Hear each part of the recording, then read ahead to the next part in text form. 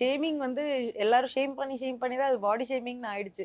நான் ஒல்லியா இருக்கேன், குண்டா இருக்கேன், இந்த மாதிரி சைஸ்ல இருக்கேன்றத நார்மலா பேசுற ஒரு கான்வர்சேஷன். எப்படி ஆக்சுவலா இருக்க, என்ன நம்ம சப்பி பண்றன்ற. பத்தி தான் பேசுறோம் மேம். ஆமா. லீனா இருக்கவங்களுக்கும் அத ஃபேஸ் பண்றாங்க. நீ ஏன் ஆமா, இப்படி போட்டுருக்க கண்டிப்பா. அப்படின்ட்டுன்னு. ஆப்வியஸ்லி அப்படி ஃபேஸ் பண்றாங்க. கருப்பா இருந்தாலும் அழகா இருக்க அப்படி சொல்லி கமெண்ட்லாம் வரும். அட ஓகே. பாவிங்களா, இத அதான் கருப்பா அப்ரிஷியேட் பண்ற இருந்தாலும் அழகா இருக்கு. மாதிரியே ஆமா. இல்லையே இது. இது எதுக்கு?